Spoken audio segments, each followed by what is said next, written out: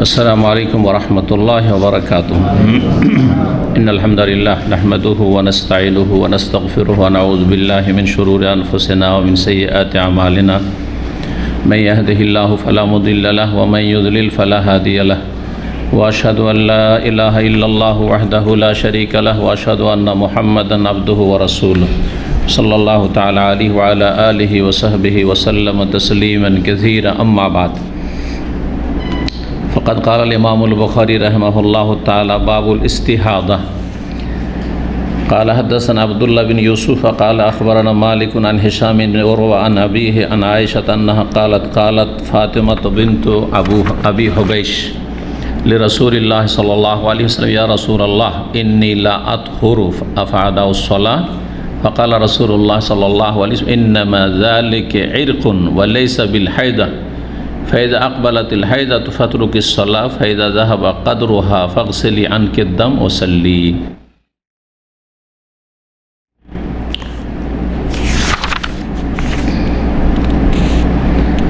আল্লাহ রাব্বুল আলামিনের যাবতীয় প্রশংসা সালাত ও সালাম নাজিল হোক প্রিয় নবী মুহাম্মদ সাল্লাল্লাহু আলাইহি ওয়াসাল্লামের উপর।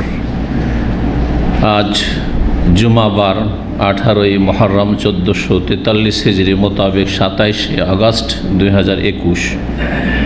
ধারাবাহিক আলোচনা আমাদের সহিহুল বুখারীর ভাষ্য, বিষয়বস্তু মাসিক ঋতু, মহিলাদের মাসিক ঋতু বা হায়েজ সম্পর্কে, পর্ব নম্বর 3। বাব ইমাম বুখারী রাহিমাহুল্লাহ বলছেন বাবুল ইস্তিহাদা। এই অধ্যায় হচ্ছে ইস্তিহাদা সম্পর্কে, অধ্যায় নম্বর 8, হাদিস নম্বর 306।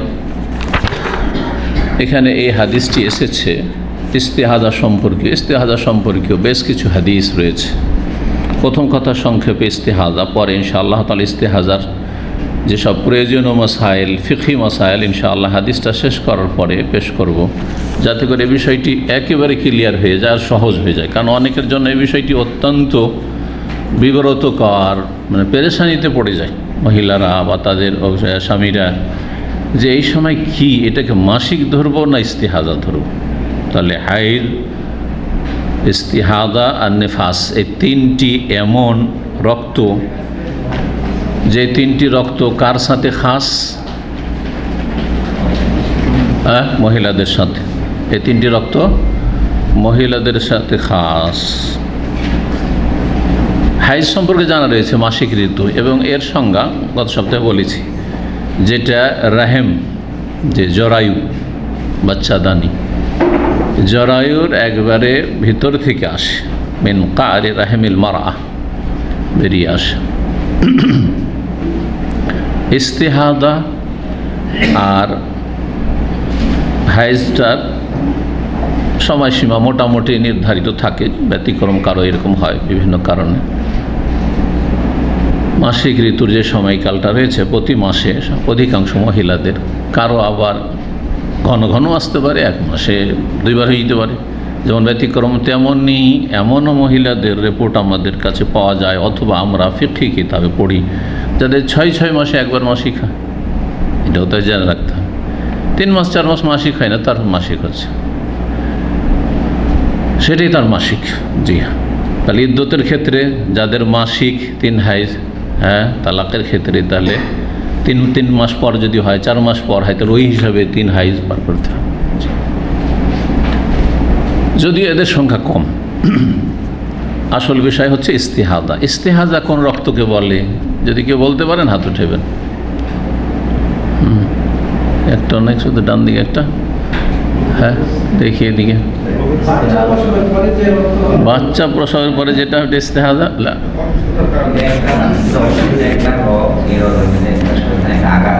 হ্যাঁ হ্যাঁ, যেটাকে বাংলায় রক্ত প্রদর বলা হয়। রক্ত প্রদর এমন রক্ত যেটা বাচ্চাদানির ভিতর থেকে আসে না, বরং তার সাইডে একটি রগ রয়েছে, শিরা, যে শিরাটির নাম আরবিতাল আজিল, সেটার প্রদাহ বা সেটার ইনফেকশনে, আর হাদিসের ভাষায় সেটা শয়তানের আঘাতে সেখান থেকে ব্লিডিং হয়, রক্ত বেরিয়ে আসে। জি, এবং এর সময়সীমা নির্ধারণ নাই। কারো জীবনেও ইস্তেহাজা হয় না, রোগ নেই, এই রোগ নেই। কারো খুব বেশি আছে, কারো মাঝে মধ্যে এইরকম রোগ দেখা যায়, ইস্তেহাজা। এটি হাইজের অতিরিক্ত গোটা মাস ধরে প্রায় রক্তই বন্ধ হয় না, অথবা মাসের অধিকাংশ সময়, তখন ধরে নিতে হবে যে ইস্তেহাজার রোগী, সে ইস্তেহাজার রোগী। এ হচ্ছে ইস্তেহাজা। তো চলেন ইস্তেহাজা সম্পর্কে, ইস্তেহাজার হুকুম, বিধিবিধান সব ইনশাআল্লাহ তাআলা আমি শেষখানে বলবো, সুতরাং এখন আর বারবার বলছি না। বলছেন বুখারী বাবুল ইস্তেহাজা, এই অধ্যায় হচ্ছে রক্ত প্রদার, মহিলাদের রক্ত প্রদার সম্পর্কে বা ইস্তেহাজার রক্ত সম্পর্কে। হাদিস মা আয়েশা রাদিয়াল্লাহু তাআলা আনহা থেকে বর্ণিত, তিনি বলছেন কালাত ফাতেমা বিনতু আবি হুবাইশ, আবু হুবাইশের মেয়ে ফাতেমা তিনি বললেন রাসূলুল্লাহ সাল্লাল্লাহু আলাইহি ওয়াসাল্লামকে, বললেন মানে জিজ্ঞেস করলেন, এখানে বলা মানে জিজ্ঞেস করছে, ইয়া রাসূলুল্লাহ, আল্লাহ রাসূল, ইন্নী লা আতহুরু, আমি তো পবিত্রই হতে পারি না, গোটা মাস ধরে আমার রক্ত প্রবাহিত হতেই আছে, পাক পবিত্র হতে পারি না। আফাদাউসসালাহ, তাহলে কি আমি গোটা মাস, আর প্রতি মাসে যদি এরকম হয় তো 6 মাস বা বছর ধরে চলতে থাকছে। বরং এক সাহাবিয়া ছিলেন যার উস্তুহিজাত 7 সিনিন, 7 বছর ধরে ইস্তেহাজার রোগ ছিল। আল্লাহু আকবার, কত কষ্টকর সেটা। তাহলে একজন মহিলা এরকম যদি রোগে আক্রান্ত হয় তো এরকম বছরকে বছর সালাত পড়বে না? এই ছিল প্রশ্ন। আফাদাউসসালাহ, ওয়াদা ইয়াদাও মানে ছেড়ে দেওয়া, আমি কি সালাত ছেড়ে দেব? ফাকাল রাসূলুল্লাহ বললেন, ইন্নামা যালিকা ইরকুন, এটি হচ্ছে একটি বিশেষ শিরা, মানে দামো ইরকিন, এখানে একটা মজাক উজ্জ্ব রয়েছে। ইন্নামা যালিকা, এটি হচ্ছে একটি বিশেষ শিরা, সার রক্ত, বিশেষ একটি শিরা, যে শিরাটির নাম আল আজেল বললাম, সেটির ইনফেকশন বা সেটির প্রদাহের কারণে সেখান থেকে রক্ত প্রবাহিত হয়। এটা রাহেমের ভিতর থেকে বেরিয়ে আসে না, যেটা মাসিক, এটা মাসিক নয়। এই জন্য বলছেন আরও ক্লিয়ার করার জন্য, ওয়ালাইসা বিল হাইজাতে, এটি মাসিক ঋতু, হাইজ নয়। আর মাসিক ঋতুতে সালাত ছাড়তে হবে, সালাত মাফ। ইস্তেহাজা রোগের কারণে, সুতরাং ইস্তেহাজার অবস্থায় সালাত ছাড়া যাবে না, বরং সালাত আদায় করতে হবে নিয়মিত। ফায়দা আকবালাতিল হাইজা, তো সুতরাং এখন করণীয় বলছেন, যখন মাসিক ঋতু আসবে ফাতরুকিস সালাত, তখন সালাত ছেড়ে দাও। এখন বুঝতে পারছেন কোনো বোন যে এটা মাসিক ঋতু, এটা মাসিকের রক্ত, গন্ধ দেখে বোঝা যাবে, রং দেখে বোঝা যাবে। যদি বোঝা যায়, চেনা যায়, অথবা প্রতি মাসে যে দিনগুলিতে অভ্যাস আছে, যেই সময়টা হয় সেই সময়টাই, তাহলে এটা হচ্ছে কি হাইজ, সুতরাং তখন সালাত ছেড়ে দাও। হাইজ অবস্থায় সালাত পড়া কি হারাম, যদি সালাত পড়ে তাহলে গুনাহগার হবে। ফায়দা যাহাবা কাদরুহা, যখন তার পরিমাণ শেষ হয়ে যায়, মানে যে পরিমাণটা 6 দিন 7 দিন হয়, অথবা এই কয়েকদিন দেখা যাচ্ছে যে পচা রক্ত, দুর্গন্ধযুক্ত রক্ত, কালো রক্ত, গাঢ় রক্ত, এই 3টি লক্ষণ। আবার বলছে 3টি লক্ষণ মনে রাখবেন, 2টি তো প্রসিদ্ধ, একটা হচ্ছে পচা গন্ধ, দুর্গন্ধ মাসিকের রক্তে, 2 নম্বর হচ্ছে রং হচ্ছে ইন্না দামাল হাইজে দামুন আসওয়াদ, কালো রঙের হাদিস রয়েছে। আর 3টি হচ্ছে গাঢ় হবে, গাঢ় হবে। জি, রক্ত সাধারণত তাজা রক্ত যদি কোথাও পড়ে থাকে, তাজা রক্ত পড়লো, কিছুক্ষণ পরে কি হয়ে যাবে? শুকিয়ে যাবে, শুকিয়ে যাবে, গাঢ় হয়ে যাবে। মাসিকের রক্ত এটা হবে না, এটা 3য় লক্ষণ, গাঢ় রক্ত। আর সেটা পড়ে থাকলে ওইরকম অবস্থায় পড়ে থাকবে দীর্ঘ সময়, সে ওদের পরে শুকাবে সেটা আলাদা, কিন্তু এমনি গাঢ় হবে না, যে রক্তটা তাজা রক্ত, এখনই ব্লিডিং হলো আর একটু পরে কিন্তু সেটা জমতে লাগবে, এরকমটা হবে না। লায়াতা জাম্মাদ, মাসিক রক্ত লায়াতা জাম্মাদ, জমবে না। এই তিনটি পার্থক্য, তাহলে এই সব লক্ষণগুলি দেখে মহিলারা পার্থক্য করতে পারবে যে এই কয়টা দিন আমার মাসিকের রক্ত আর এই বাকি এগুলো মাসিক নয়, তাজা রক্ত, একবার দুর্গন্ধ নেই, পচা, হ্যাঁ, রং হচ্ছে লাল, কালো নয়, হ্যাঁ, আর তারপরে তাজা রক্ত পড়ে কিছুক্ষণ পরে কী হয়ে যাচ্ছে, গাঢ় হয়ে যাচ্ছে, জমে যাচ্ছে। যখন এই মাসিকের যে পরিমাণটা ছিল, মানে আগের অভ্যাস ছিল অথবা লক্ষণ দেখে চিনতে পারছে, এটা যখন চলে যাবে, ফাগসেলি আনকে দাম, তখন তোমার রক্ত ধুয়ে ফেল। তাহলে রক্ত যে প্রবাহিত হচ্ছে লজ্জাস্থান থেকে, সে রক্ত কী করতে হবে, ধুয়ে ফেলতে হবে, লজ্জাস্থান পরিষ্কার করতে হবে। তাহলে ওয়াসাল্লি, তারপরে সালাত আদায় করো, গোসল করতে হবে না, ধুইতে হবে, তার সাথে মাসিকের গোসল ফরজ, গোসলও করতে হবে, অন্য হাদিসে যেমন রয়েছে। তাহলে একটি কথা এখানে সবসময় মনে রাখবেন যে একটি হাদিস দিয়ে ফতোয়া দেওয়া যাবে না। যেন হাদিস পড়ে আপনি ফতোয়া নেবেন শুধু, অথচ আপনি আরও 10টি হাদিস পড়া উচিত ছিল আপনার ফতোয়া দেওয়ার জন্য। হাদিস পড়ে পড়ে ফতোয়া দেওয়া যাবে না, হাদিস পড়ে পড়ে আমল করা যাবে না। হাদিসের সাথে হাদিসের জ্ঞান লাগবে, কালেকশন লাগবে, সবগুলি হাদিস এক বিষয়ের উপর সবগুলি সমন্বয় সামনে নিয়ে আসতে হবে, তারপরে আপনাকে সিদ্ধান্ত নিতে হবে। কারণ একটি হাদিসে সমস্ত মাসাইল বর্ণনা করা হয়নি। আজকাল যেমন বিষয়ভিত্তিক আমরা আলোচনা করলে যুগের আবর্তন বিবর্তনে মানুষ বলার ভঙ্গিমাতে উন্নতি হয়েছে। দেখেন আগের পুরাতন কিতাব লেখা কোনো কিন্তু চ্যাপ্টার আর ওই রকম তরতিব ওই রকম নাই, একসাথে বিভিন্ন বিষয় চলে আসছে। শারহুস সুন্নাহ যারা আমার ক্লাসে শনিবারে পড়ছেন বুঝতে পারবেন যে এখানে আলোচনা চলছে একটা আকীদার বিষয় আর একটা ফিকহের বিষয় চলে আসুন, একটা আলোচনা চলছে এখন মেরাজের, তারপরে তাকদীরের আলোচনা শুরু হয়। কিন্তু এখনকার যারা জ্ঞানীগুণী মানুষ এবং যোগ্য মানুষ, যাদের যোগ্যতা আছে বিষয়ভিত্তিক আলোচনা করার, তারা দৌড়িয়ে বেড়াবে না যে একসাথে একটা বিষয় আলোচনা করতে করতে কোথাতে কোথায় চলে গেল, এমনটা করবেন না। এটা কারা করে? ওয়াইজ যারা মার্কেটে ওয়াজ করে বেড়ায়, যাদের এলেম কালাম নেই, তারা আসলে এটাকে ব্যবসা বানিয়েছে। এটা হচ্ছে দুনিয়ার ইনকামের একটা ব্যবসা। সুতরাং আর তারপরে তাকে 2 থেকে 4 ঘন্টা লেকচার দিতে হবে, এত এলেমি কোথায় আর এত কালেকশন কোথায়, এত সময় কোথায় পড়া তাদের কাছে, না যোগ্যতা না সময় আছে তাদের কাছে, শুধু প্রতি রাতে জলসা করে বেড়াচ্ছে। কী করবে? টাইম পাস করতে হবে। জি হ্যাঁ, তো কি বলছিলাম বিষয়টি? হ্যাঁ, একটা হাদিস দিয়ে তাহলে এখানে তো গোসলের কথা নেই, ধুয়ে নিয়ে নামাজ পড়া শুরু করবে।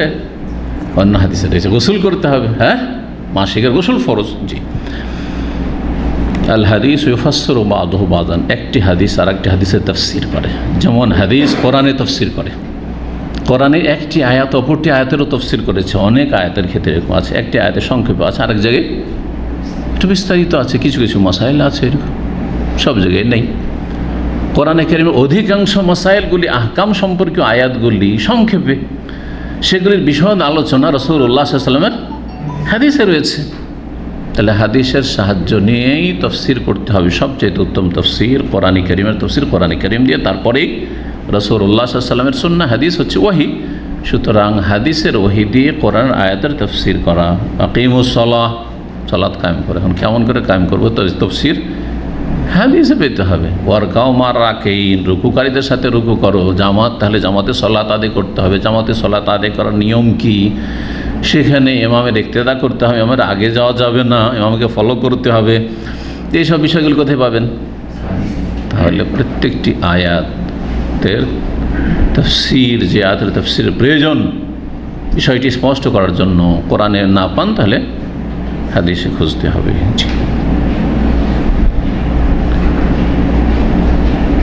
এই ছিল হাদিস। তাহলে হাদিস ইস্তেহাজা সম্পর্কে ইমাম বুখারী রাহিমাহুল্লাহ একটি নিয়ে এসেছেন। ইস্তেহাজার বিষয়টি যখন হাদিস আসলো, এই আলোচনাটি আমরা করে নি ফিকহি মাসাইলগুলি, যাতে করে এর সাথে একটা আলোচনা শুনলে ইস্তেহাজা সম্পর্কে আপনাদের সম্যক ধারণা হয়ে যায়।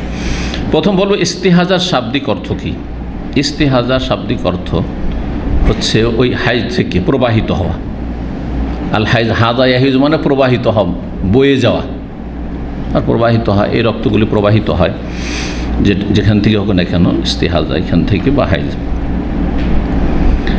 আর এই রক্ত মহিলাদের সাথে সম্পর্কিত মাসিকের দিনগুলি পার হওয়ার পরেও, যেটা অভ্যাসগত মাসিকের দিন 5 দিন 6 দিন, অধিকাংশ মহিলাদের 5 দিন থেকে 7 দিন থাকে, এগুলি পার হওয়ার পরে চলতে আছে। মিন ইরকিন, এমন একটি শিরা থেকে, ইউকাল লাহুল আজিল, যেই শিরাটির নাম, যেই রগটির নাম হচ্ছে আল আজিল। জি, ইস্তেহাজার পারিভাষিক অর্থ সায়ালানুদ্দম ফি গায়রি ওয়াক্তিহি মিন আদনার রাহেমে দুনা কারিহি, রক্ত প্রবাহিত হওয়া, মাসিক রক্তের যে মাসিক প্রতি মাসে মাসিক আসার যে সময় রয়েছে সেই সময়টা ছাড়া অন্য সময়ও, সব সময় বা অধিকাংশ সময়, মিন আদনার রাহেম, জরায়ুর অগ্রভাগ থেকে, প্রথম বাইরে থেকে, জরায়ুর একেবারে গভীর থেকে নয়, দুনাকারি। এখানে পার্থক্য হয় মাসিক ঋতুর সাথে। মাসিক ঋতু কোথা বেরিয়ে আসে? মিন কারির রাহেম, জরায়ুর একবারে ডিপ ভিতর থেকে, আর এটা বেরিয়ে আসে মিন আদনার রাহেম, রাহেমের প্রথম দিক থেকে, রাহেমের এই সাইড থেকে। এই রক্ত এমন এক রক্ত যেটা প্রবাহিত হয় নারীদের গুপ্তাঙ্গ থেকে, বেহাইসুলায়ান কাতু আনহা আবাদান, আর সেটা কখনো বন্ধ হয় না, চলতেই আছে। আয়ান কাতু আনহা মুদ্দাতে নিয়াসির, অথবা অল্প সময় এর জন্য বন্ধ হয়, মাসে 25 দিন 30 দিন এইরকম। তাহলে 15 দিন 20 দিনও যদি হয়, আর রং মনে হচ্ছে না, এই তো বা যে লক্ষণগুলি বললাম মাসিকের, ওগুলোও পাওয়া যাচ্ছে, তাহলে মাসিক। তাহলে ফোকাহে কেরামরা মাসিক সম্পর্কে যে বিভিন্ন মতগুলি পেশ করেছেন, এই মতগুলোর মধ্যে রয়েছে হানাফি মজহাব, যে সর্বনিম্ন সময় মাসিকের, কারো জানা আছে ফিকার মাসলা হানাফিদের? 3 দিন শান্ত, আর সর্বর্ধে না, সর্বর্ধে 10 দিন। তাহলে হানাফি মজহাবে 3 দিনের কম কোনো মহিলা যদি 2 দিন 1 দিন 2-4-5 ঘন্টা মাসিক আসে, তো মাসিক নয় তাদের কাছে, ওটার নাম ইস্তেহাজা হয়ে গেল তাদের এই সংজ্ঞা হিসাবে, এবং এটি তাদের ফিকার মত, তাদের মজহাবে। 10 দিনের বেশি, 11 দিন 12 দিন 15 দিন, তাহলে হানাফি মজহাবে বলছে যে 10 দিনের পর ওটা হচ্ছে ইস্তেহাজা।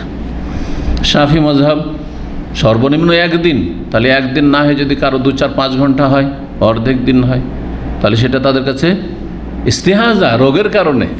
15 দিনের বেশি যদি হয় সর্বর্ধে, তাদের সময়সীমা হচ্ছে মাসিকের 15 দিন, 16 দিন 17 দিন 18 দিন হয়, বলছে 15 দিন মাসিক, আর তারপরে সেটাকে ইস্তেহাজা রোগ ধরো আর সালাত পড়তে থাকো গোসল করে। কিন্তু কোরআন হাদিসের আলোকে গবেষক আলেমদের মত, আর এটি সহি, যে এই যে সময়সীমা নির্ধারণ করা হয়েছে কোনো দলিল হাদিসে নেই, কোরআনে নেই। এগুলি হচ্ছে কি অভিজ্ঞতার উপর নির্ভর, এবং সিংহভাগ মহিলাদের এইরকমটা হয়ে থাকে, সেগুলোকে ভিত্তি করে মজহাবের এই ফতোয়াগুলি, তার এগুলি বাস্তবতা নেই আসলে। এই জন্য গবেষক আলেমারা বলেছেন যে এমনও মহিলাদের খবর পাওয়া গেছে যে যাদের দিনে 2-3 ঘন্টা মাসিক হয় আর গোটা মাস হয় না, তাহলে তাই মাসিক নয়, তাহলে সারা জীবন বলবেন যে মাসিক হয়নি, ইস্তেহাজা কয়েক ঘন্টা হয়েছে, সেই জন্য শাফি মজহাবে 3 দিনের কম 2 দিন 1 দিন হয়, বলছে হানাফি মজহাব, তাহলে ওর মাসিকই হয় না, তাহলে ইস্তেহাজা রোগ নাকি। আবার অনেক মহিলার আছে 15 দিন বেশি, 18 দিন 20 দিন, সারা জীবন 18 দিন 20 দিন মাসিকের রত, বলছে মাসিক নয়, এগুলো মাসিক। জি,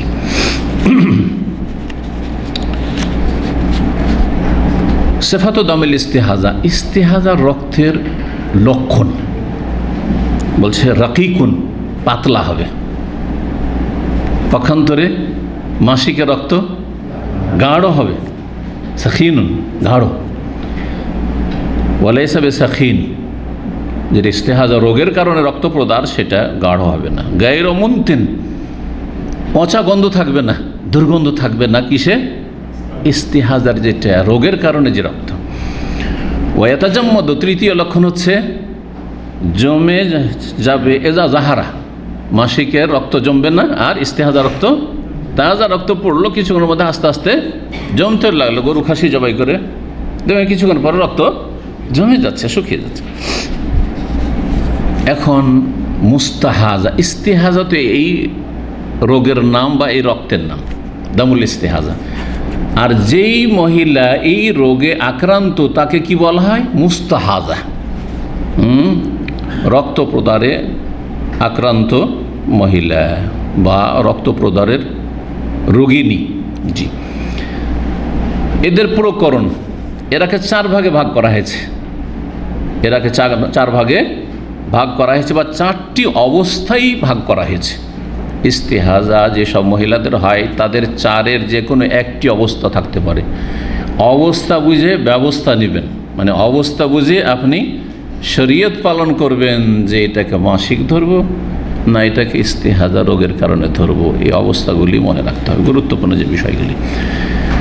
প্রথম হচ্ছে আল মুস্তাহাদাতুল মুতাদা আল মুমাইয়্যিজা, এমন রক্ত প্রদার রোগিনী যার বিগত অভ্যাস রয়েছে মাসিকের, মুতাদা আদাত অভ্যাস রয়েছে, আল মুমাইয়্যিজা তার সাথে সে পার্থক্যকারিনী, সে মাসিকের রক্তে আর ইস্তেহাজার রক্তে পার্থক্য করতে পারছে। তাহলে এর আগের অভ্যাস আছে, মানে এই প্রথমবার মাসিক শুরু হচ্ছে না আর ইস্তেহাজা শুরু হয়নি, আগে 5 দিন করে হইতো প্রতি মাসে বা 7 দিন করে হইতো, যেটাই হোক না কেন 10 দিন করে হইতো, কিন্তু হঠাৎ করে এই মাসে দেখা যাচ্ছে 25 দিন। তাহলে অভ্যাস আছে আগের। আর দ্বিতীয় হচ্ছে তামিজ, পার্থক্য করতে পারছে। 5 দিন 7 দিন আমার একবারে কালো রক্ত চললো, হ্যাঁ, তারপরে দুর্গন্ধ, আর তারপরে তাজা রক্ত আসা শুরু হলো, তো পার্থক্য করতে পারছে। এই রকমটা যদি হয় তো এখন এই মহিলা নিজে যে পার্থক্য করতে পারছে তামিজ, এর ওপর আমল করবে নাকি তার বিগত অভ্যাসের আমল করবে যে আমার 10 দিন বা 7 দিন অভ্যাস ছিল, 7 দিন আমি মাসিক ধরে নেব আর বাকিটা কি ধরবো? ইস্তেহাজা ধরবো। এটা একটা প্রশ্ন। আর আরেকটা হচ্ছে যে না, আমি অভ্যাস আগের বাদ দেব, কারণ এখন আমি পার্থক্য করতে পারছি যে এটা মাসিকের মতো লাগছে আর এটা তাজা রক্ত ইস্তেহাজার মতো লাগছে, কোনটার উপর আমল করবে? এই ক্ষেত্রে ফোকাহাদের ইখতিলাফ রয়েছে, কিন্তু অধিকাংশ আইম্মা কেরামদের নিকট তামালু বিল আদাতে লা বিত তামিজ, অভ্যাসের উপর আমল করবে, পার্থক্যের উপর আমল করবে না। অভ্যাসের উপর কি করবে? আমল করবে। কি অভ্যাস? আগের যে অভ্যাস, তাহলে আগের যদি অভ্যাস তার 7 দিন থাকে 7 দিনই করবে, আর তারপরে চোখ বন্ধ করে ধরে নেবে যেটা হচ্ছে ইস্তেহাজা রোগের কারণে। এটি হচ্ছে ওহ মযহাবুল হানফি, হানাফি মযহাব। এটি হচ্ছে আল হানাবিলা, হাম্বলি মযহাব। ওজহুন ইনদা শাফি, আর এটি শাফি মযহাবের একটি মত। তার মানে শাফি মযহাবে 2টো মত রয়েছে, কিছু কিছু মযহাবে একাধিক মত রয়েছে, কোনোটা আগের কোনোটা পরে। ইমাম ইবনে তাইমিয়া রাহিমাহুল্লাহ এই মতটি পছন্দ করেছেন। ইমাম আল্লামা ইবনে উসাইমিন রাহমাতুল্লাহ আলাইহি আল কাসিমের বড় ইমাম, বর্তমান যুগের 20 শতাব্দীর, ইন্তেকাল করেছেন প্রায় 20 বছর আগে, তিনিও এটিকে পছন্দ করেছেন। তাই এটিকে আমরা প্রাধান্য দিলাম যে এরকম যদি হয় যে একটা মহিলা 2 রক্তে পার্থক্য করতে পারছে আর আগের অভ্যাস রয়েছে, তাহলে কিসের উপর আমল? অভ্যাসের ওপর আমল করবে। এর দলিল হচ্ছে এই ফাতেমা বিনত আবি হুবাইশার হাদিস, যে বুখারীতে পড়লাম। কোন হাদিসটি? এই হাদিস 306 নম্বর হাদিস। জি, 306 নম্বর হাদিস। এখানে নবী সাল্লাল্লাহু কি বলেছেন যে যেই কয়দিন তোমার মাসিক সেই কয়দিন তুমি সালাত ছেড়ে দাও। আর এখানে সহিহ বুখারীতে আরেকটি riwayat সুম্মাগতাসিলি ওয়াসাল্লি, তারপর গোসল করো আর সালাত পড়ো। তাহলে রক্ত ধোয়ার কথা শুধু না, কি আছে আরেকটি riwayat। দেখেন একটি riwayat আরেকটি riwayতের কি করে? তাফসীর করে। একই বর্ণনাকারী মা আয়েশা রাদিয়াল্লাহু আনহা, কিন্তু 2 রকম যে এসছে। আসলে হয় কি, হাদিসের রিওয়ায়াতগুলি রিওয়ায়াত বিল মানা, অর্থের মানে আসল অর্থটা পেশ করেছেন বর্ণনাকারীগণ। বর্ণনাকারীদের জন্য বাধ্যতামূলক ছিল না যে নবী সাল্লাল্লাহু আলাইহি ওয়াসাল্লামের যে বাক্যগুলি, শব্দগুলি ছিল ওই শব্দগুলি বলতে হবে, তাহলে অনেকের জন্য মুশকিল হয়ে যেত। দেখেন একটা বিষয়ের আপনার বিষয়বস্তু মনে আছে, আপনি হুবহু বলে দিতে পারবেন, কিন্তু আমি যে ভাষাগুলি বলছি সেই ভাষা হয়তো বলতে পারবেন না, আপনার ভাষা দিয়ে বলছেন। এটা হলো রিওয়ায়াত বিল মানা। যদি আপনি বলতে গিয়ে পার্থক্য না করে দেন, শুধু ভাষাগত পার্থক্য, তাহলে কোনো অসুবিধা নেই। আমার ফতোয়াটি নকল করছেন কিন্তু একটু পার্থক্য হচ্ছে না, কিন্তু বলতে গিয়ে যদি এমন কিছু পার্থক্য ভাষাগত করে দেন যাতে অর্থে পার্থক্য হয়ে যাচ্ছে, তাহলে এইরকম ফতোয়া নকল করা জায়েজ নাই। যেমন উদাহরণ, রাজনীতি করা হারাম না হালাল? অনেক আগের কথা বলছি, 15-20 বছর প্রথম দিকে আমি একটা আলোচনা বলেছিলাম যে গণতান্ত্রিক রাজনীতি জায়েজ না কোনো মুসলিমের জন্য। তখন একজন প্রশ্ন করেছে, মাসিক মদিনায়, যদিও বন্দীদের মাসিক মদিনা পত্রিকা আছে না, মহিউদ্দিন খান সাহেব ছিল, তো ওতে প্রশ্ন করেছে যে একজন আলেম ফতোয়া দিয়েছেন দাম্মামে যে ইসলামে রাজনীতি নেই, গণতন্ত্রের রাজনীতি নেই, এই আব্রাহাম লিঙ্কন রাজনীতি নেই, কিন্তু ইসলামের রাজনীতি নেই তো দেশ কী করে চালাবে? রাজনীতি আর রাজনীতির কার প্রয়োজন? যে দেশ চালাচ্ছে। আমার দেশ চালাবার কোনো অধিকার নেই, তো আমি রাজনীতি কিসের করব? যাকে আল্লাহ ক্ষমতা তাকে অবশ্যই জানতে হবে যে আমি কোরআন এবং হাদিসের আলোকে দেশটা কীভাবে চালাবো। এর নাম রাজনীতি। রাষ্ট্র দেশ পরিচালনার নীতি, এটা হচ্ছে রাজনীতি। এটা ইসলামে আছে। সিয়াসা সুলতানিয়া, তারপরে মাওয়ার্দির কিতাব রয়েছে, ইবনে তাইমিয়া রাহিমাহুল্লাহর কিতাব রয়েছে সিয়াসা শারঈয়া, তারপরে আহকামুস সুলতানিয়া এর মাওয়ার্দির সব কিতাব রয়েছে। হানাফি মাযহাবের রয়েছে, হাম্বলি মাযহাবের ওলামারা বড় বড় ওলামারা কিতাব লিখেন। তার মানে ইসলামে রাজনীতি আছে, কিন্তু আবু বকর, ওমর, উসমান রাদিয়াল্লাহু তাআলা আনহু খোলাফায়ে রাশেদিন, আর তারপরে যে খোলাফারা এসছেন উমাইয়া বংশে, আব্বাসী বংশে, বাদশাহ আওরঙ্গজেব, তাদের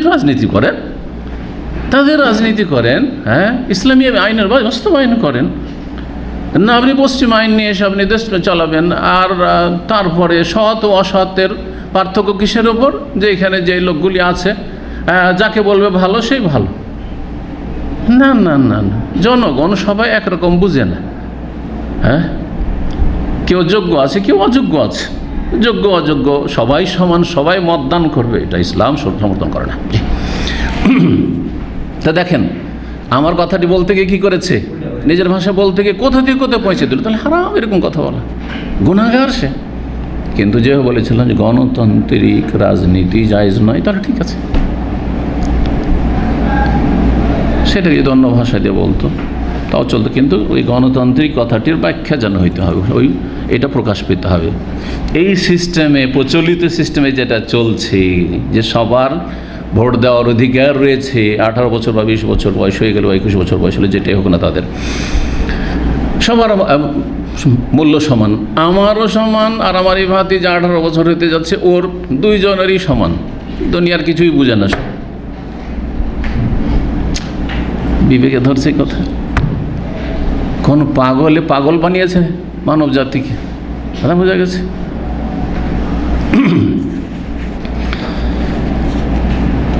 তো এই ছিল একটি বিষয়, বেশি লম্বা না করে সংক্ষেপ করে দিই। দলিল বললে অনেক সময় লেগে যাবে, সুতরাং দলিল বলছি না।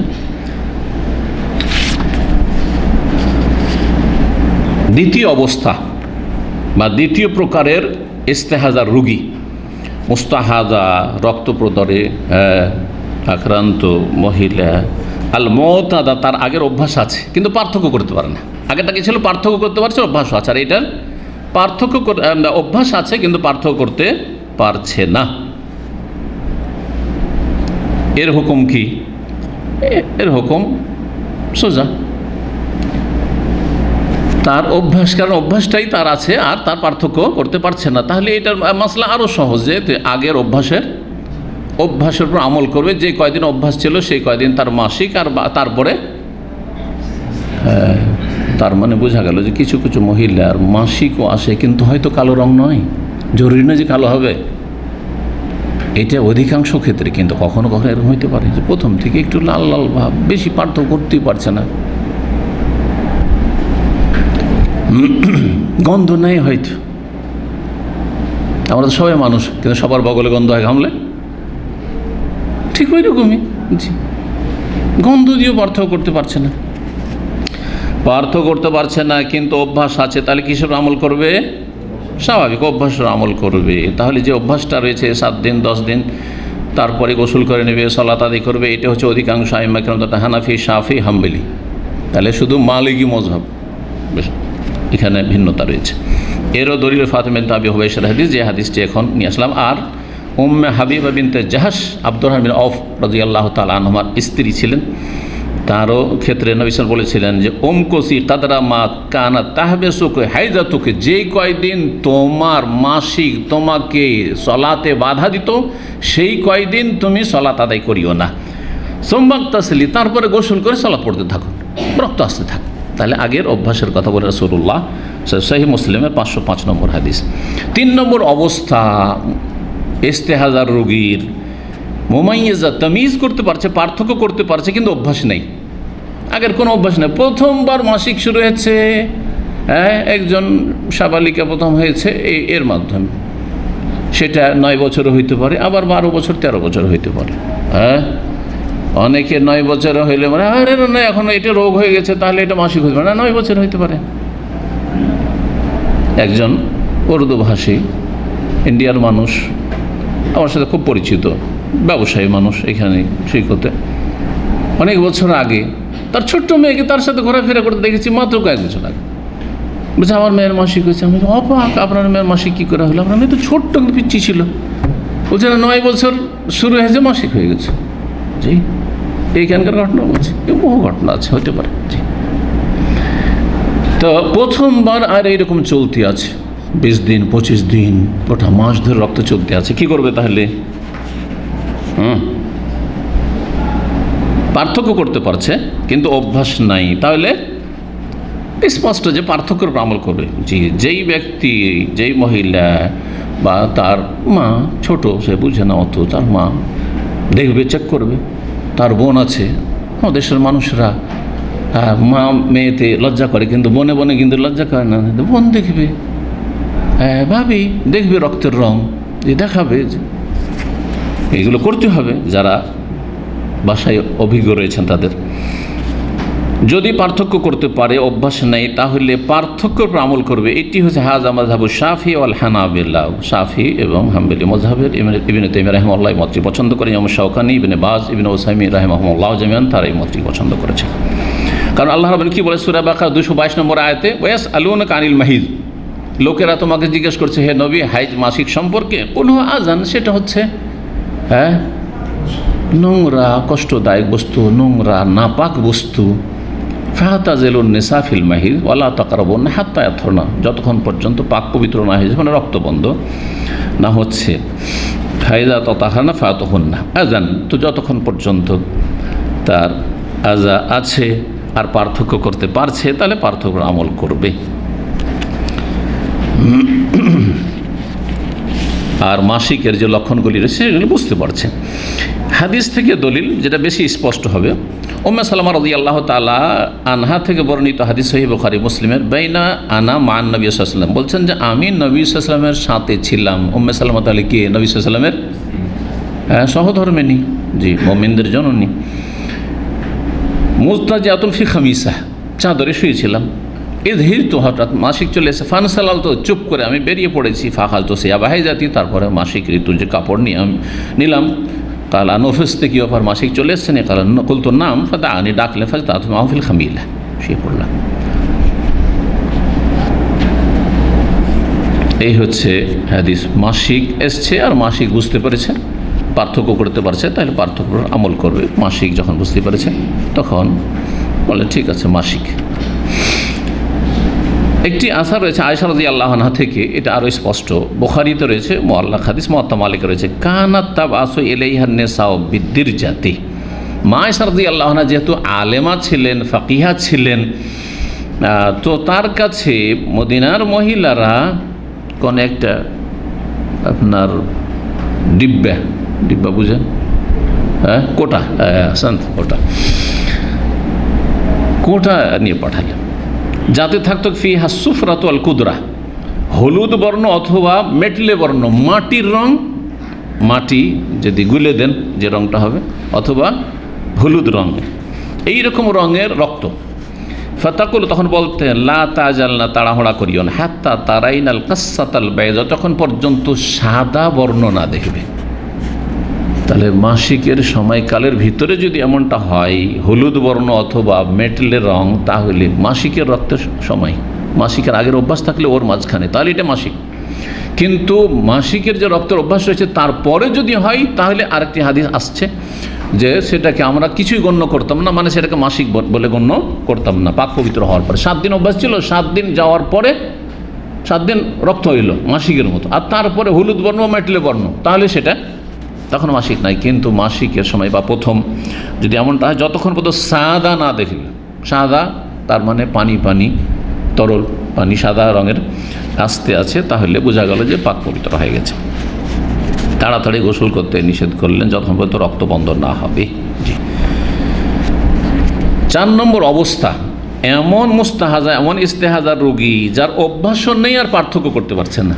আল্লাহু আকবার, আরো বিপদ। আগের অভ্যাস নেই প্রথম, আর তারপরে পার্থক্য করতে পারছেন না। একই রকম রক্ত শুরু থেকে ওই লাল রক্ত, আর কোনো গন্ধও পাচ্ছে না, গোটা মাস ধরে চলতে আছে, 25 দিন বা 30 দিন চলতে আছে, তাহলে কি করবে এখন? এটার উত্তরটা একটু মুশকিল আপনাদের জন্য, তাই না? কি উত্তর হইতে পারে, কেউ জানা আছে? হ্যাঁ, হাদিসে এর উত্তর আছে।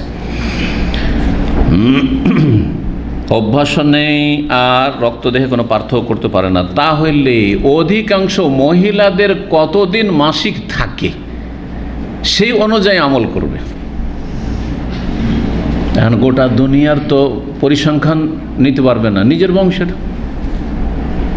তার মায়ের কয়দিন অভ্যাস, তার বোনদের কয়দিন অভ্যাস, হ্যাঁ, তার ফুফুদের কয়দিন অভ্যাস, তার খালাদের কয়দিন অভ্যাস, কারণ এগুলোর সাথে কিসের সম্পর্ক আছে?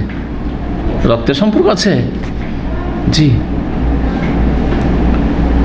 গালিবুন নিসা, অধিকাংশ মহিলা পরিবারের, তাদের যে কয়দিন সেই কয়দিন মাসিক ধরবে, আর বাকিটা তার দেখছে তার মায়ের হচ্ছে 7 দিন, বোনগুলি 6 দিন 7 দিন, হ্যাঁ, ও খালাদেরও মোটামুটি ওই রকম, ফুফুদেরও মোটামুটি দেখা যাচ্ছে অধিকাংশ আমার আত্মীয় স্বজন সব মহিলা রয়েছে তাদের এইরকমই। তাহলে 6 দিন হলে 6 দিন 7 দিন, 6 দিন 7 দিন শব্দটি হাদিসে রয়েছে।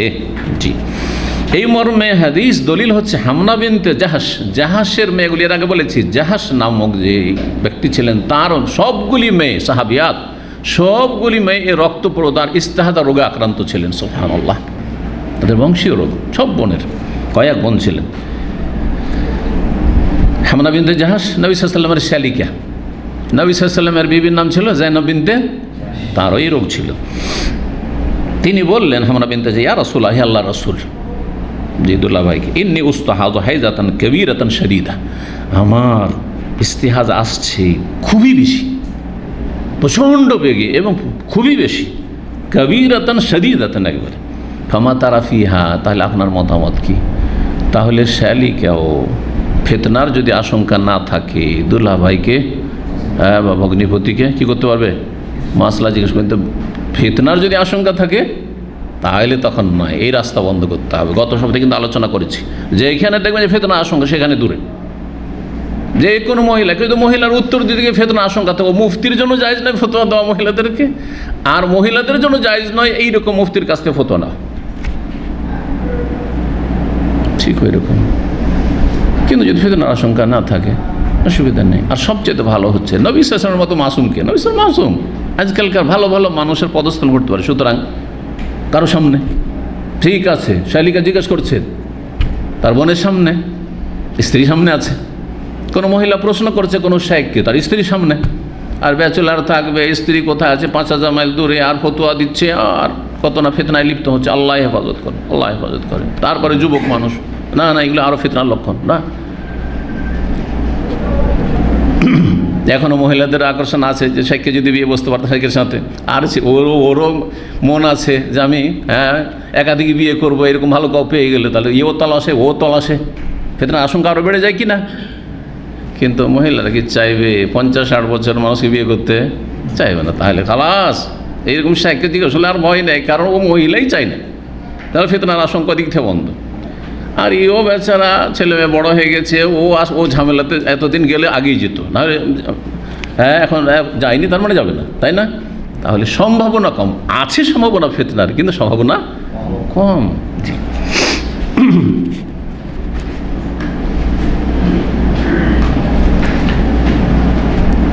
নবী সাল্লাল্লাহু আলাইহি ওয়াসাল্লাম জিজ্ঞেস করলেন হামদা বিনতে জাহাশ, ফামা তারা ফিহা, এই ক্ষেত্রে আপনার মত কি করব? কাদ মানাতনি সলাত ও সিয়াম, আমাকে সলাত সিয়ামে বাধা দিয়েছে, আমি না সলাত পড়তে পারছি না সিয়াম রাখতে পারছি। ফাকাল মানে আন অতো লাকেল কুরসুফ, জি, খুব বেশি যখন আসছে তোমার, তাহলে তোমার জন্য তুলোর উপদেশ দিচ্ছি যে তুলো ব্যবহার করো সেই রক্তের জায়গায়, তাহলে রক্তগুলি প্রবাহিত হবে না। জি, আজকাল তুলোর প্রয়োজন নেই, বলেছি এর আগে যে পাম্পার্সের ব্যবস্থা আছে, বড়দের পাম্পার্স আছে, জি, অথবা এই ধরনের কিছু। কালা তো তখন বলছেন হামা হুয়া আকসার মিজালে, তুলো দিয়ে কিছুই হবে না, এত রক্ত সাথে সাথে তুলো ভেজে যাবে। তখন নবী সাল বলে ইন্নামা হাযা রিকজাতুম মিন রাকাজাতিশ শায়তান বা রাকজাতুম মিন রাকাজাতিশ শায়তান, এটি হচ্ছে শয়তানের একটি লাথির আঘাত। রিকজা বলা হয় লাথ মারাকে, শয়তানের আঘাত, শয়তান আঘাত করে। শয়তান আদম সন্তানকে, বিশেষ করে মুমিন মুমিনাতকে, মুসলিমদেরকে ক্ষতি করতে চায়, মুসলিমদের ক্ষতি করতে চায়, শারীরিকভাবে হোক, দিনের দিক থেকে, দুনিয়ার দিক থেকে, আর্থিক সব দিক থেকে ক্ষতি করতে চায়। শয়তান কখনো আদম সন্তানের কল্যাণ চায় না, শুধু জাহান্নামে নিয়ে যেতে চায় না, ওটা তো চায় দুনিয়ার ক্ষেত্রে ক্ষতিগ্রস্ত করতে চায়, দুনিয়ার ক্ষেত্রেও বিপদে ফেলতে চায়। সুতরাং ওয়ালা তাত্তাবিউ খুতুওয়াতিশ শায়তান, আল্লাহ রাব্বুল আলামিন এই জন্য বারবার করে কোরআনে কারিমে সাবধান করে, শয়তানের পায়ে পা দিও না, শয়তানের পথে চলিও না, শয়তান অনুসরণ করিও না। এটা শয়তান আঘাত হয়েছে, তার মানে এটা মাসিক ঋতু নয়। নারী এত বেশি কেন হবে, এত এত বেশি দিন কেন হবে? ফাতাহাইয়াজি সিত্তাতা আইয়াম আও সাবআহ ফি ইলমিল্লাহি তাআলা, আল্লাহর মহাজ্ঞানের উপর নির্ভরশীল হয়ে তুমি 6 দিন অথবা 7 দিন মাসিক ধরে নাও। 6 দিন বা 7 দিন মাসিক ধরে নাও। সারা পৃথিবীর যদি কেউ পরিসংখ্যান বের করে, অধিকাংশ মহিলাদের মাসিক ঋতুর সময়সীমা হচ্ছে 6 দিন অথবা 7 দিন। এর কম যখনই করতে যাবেন সংখ্যা কমে আসবে, 5 দিন, 4 দিন, 3 দিন। এর বেশি যখন করতে যাবেন যে 10 দিন, তখনও সংখ্যা কমে আসবে, 12 দিন, 15 দিন, আরও সংখ্যা কমে আসবে মহিলাদের। তো অধিকাংশ মহিলাদের এতেবার করতে হবে বা তাদের অবস্থার আমল করতে হবে। সুম্মাক্তাসিলি, 6-7 দিন যখন হয়ে গেল, তখন রক্ত প্রবাহিত হইতে তা গোসল করো। হাত্তা ইজা রাআইতে, যখন তুমি ভাবলে আন্নাকে কা তাহরতে, গোসল করে নাও যে তুমি তারপরে তুমি পাক হয়ে গেছো, ওয়াস্তান কাইতে, পরিষ্কার হয়ে গেছো, মানে এখন আমি গোসল করে পরিষ্কার পরিচ্ছন্ন হয়ে গেছি আর আমার এটা মাসিক নাই। তাহলে কি করতে হয়? বাকি দিনগুলি গোটা মাস ধরে কি আসছে? রক্ত আসছে, ইস্তেহাজার বলছে ফাসাল্লি 24 আও 23। যদি 6 দিন ধরেন মাসিক, তাহলে মাসে আর কয় দিন বাঁচে? তাই 24 দিন অথবা 23 দিন বলছেন। এই জন্য তারপরে সালাত আদায় করো 24 দিন অথবা 23 দিন, 7 দিন ধরলে 23 দিন, আর যদি 6 দিন ধরো তাহলে 24 দিন। তারপরে অসুমি শ্যাম পালন করো ইস্তেহাজার অবস্থায়, তাহলে রোজাও রাখবে আর সালাতও পড়বে। এই ক্ষেত্রে রাসূলুল্লাহ আরও বলেছিলেন যে তালাজ্জামি তাহাইয়াদি ফি কুল্লি শারফি ইলমিল্লাহ সিত্তাতা আইয়াম ওয়া সাবআতা। আবু দাউদ তিরমিজিতে রয়েছে হাদিসটি, যে শক্ত করে বেঁধে নাও যাতে রক্ত কাপড়ে ছড়িয়ে না পড়ে বা সালাতের স্থানে মুসাল্লায় না পড়ে। মসজিদেও আসতে পারে মহিলা এই ইস্তেহাজার অবস্থায়, তো যেন মসজিদ খারাপ না হয় অথবা মুসাল্লা খারাপ না হয়, কাপড় খারাপ না হয়, এই জন্য বেঁধে নাও। আর তারপরে মাসিক ধরে নাও, প্রতি মাসে আল্লাহর এলেমের উপর নির্ভর করে 6 দিন অথবা 7 দিন। আবু দাউদ 248 নম্বর, তিরমিজি 118 নম্বর হাদিস, হাদিসটি হাসান। আর আগেরটা ছিল না, এই হাদিস আবু দাউদেই রয়েছে আর তিরমিজিতে রয়েছে। জি,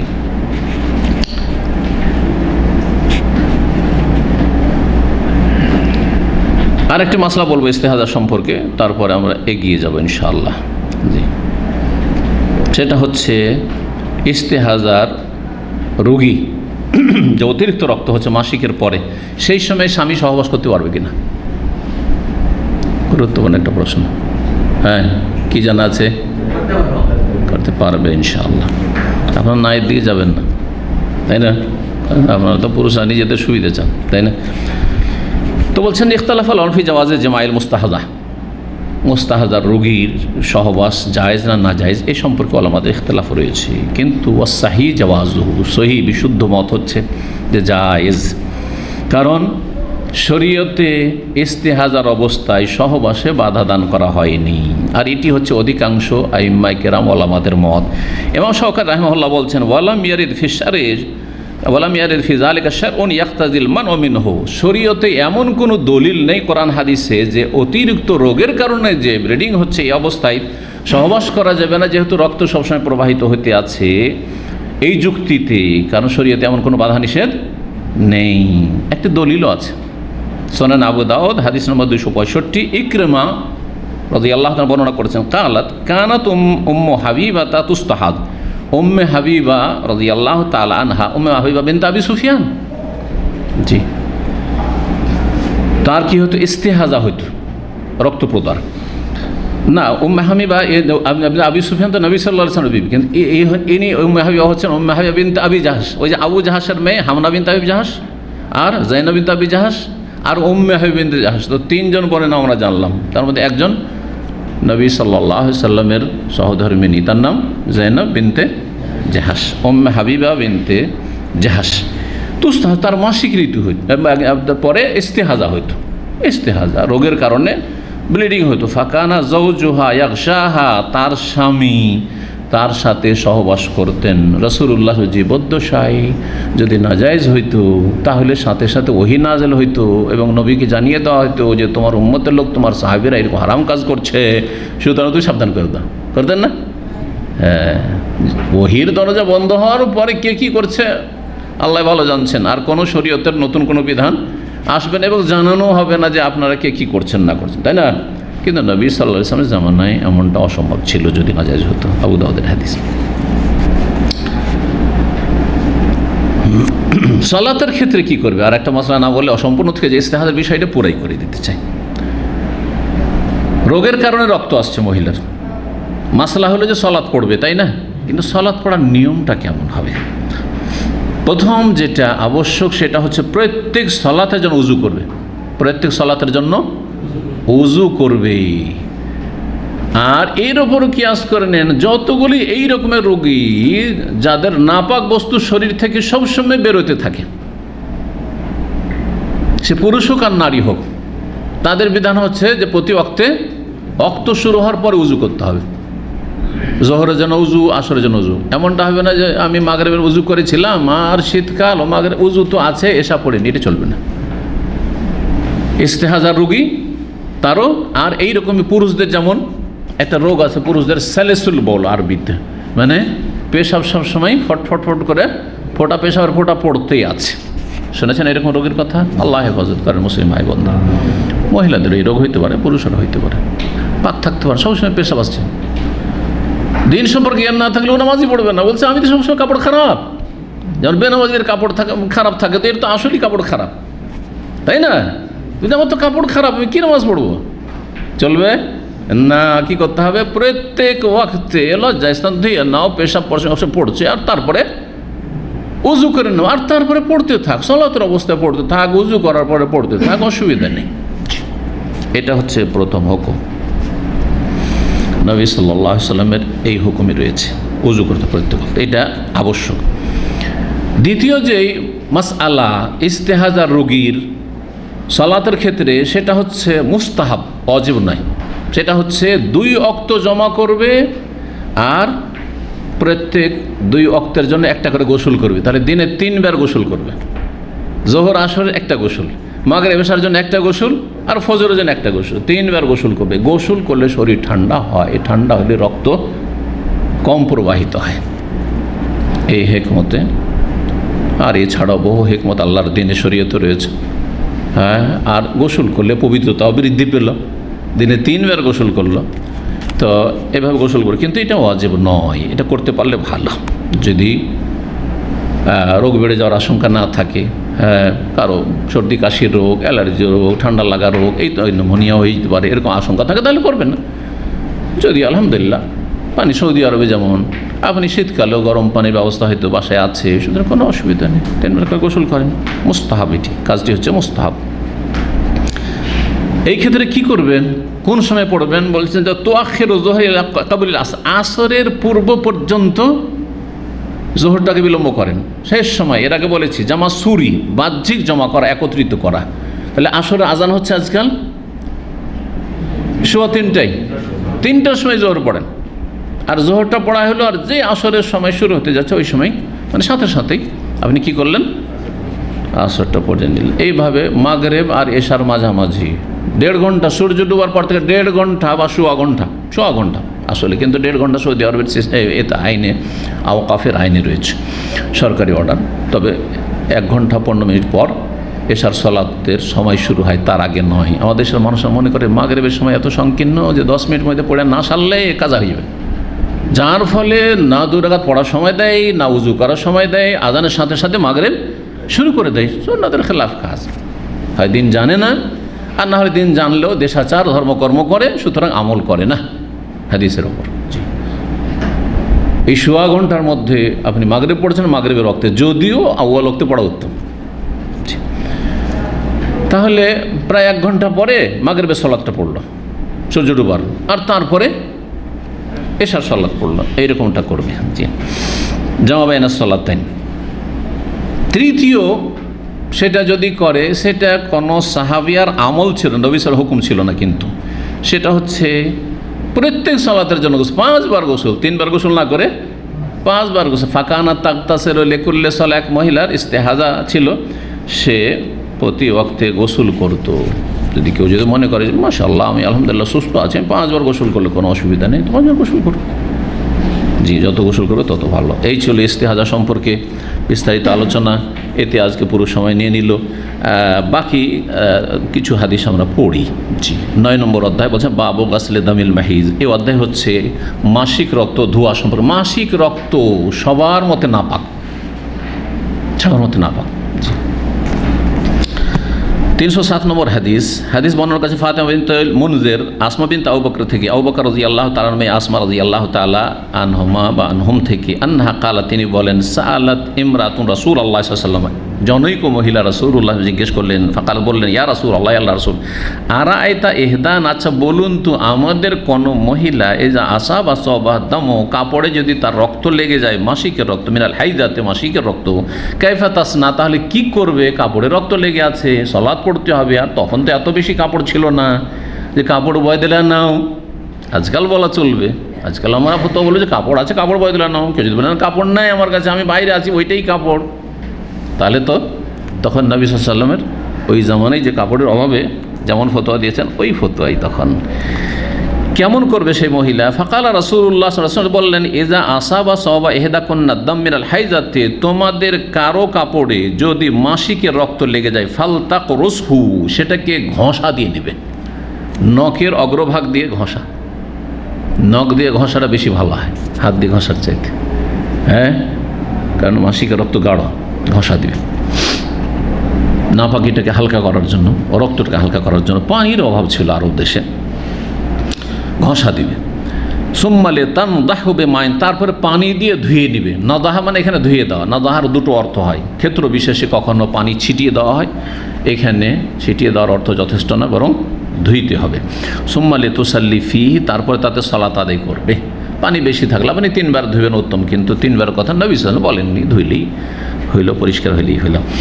308 নম্বর হাদিস, মা আয়েশা রাদিয়াল্লাহু তাআলা আনহা থেকে বর্ণিত, তিনি বলছেন, কানাত ইহদানা তাহিজ, আমাদের মাঝের মহিলারা, মানে সাহাবিয়াত মহিলারা, তাদের মাসিক হইতো, সুম্মা তাক্তারে সুদ্দাম মিন সাওবিহা ইনদা তোহরিহা, যখন পাক পবিত্র হইতো, যে এখন সালাত পড়তে হবে আর কাপড়ে কি লেগে আছে, মাসিক রক্ত লেগে আছে, বলছেন তখন রক্ত নিজ কাপড় থেকে কি করত, ঘষা দিয়ে ঘষা দিত।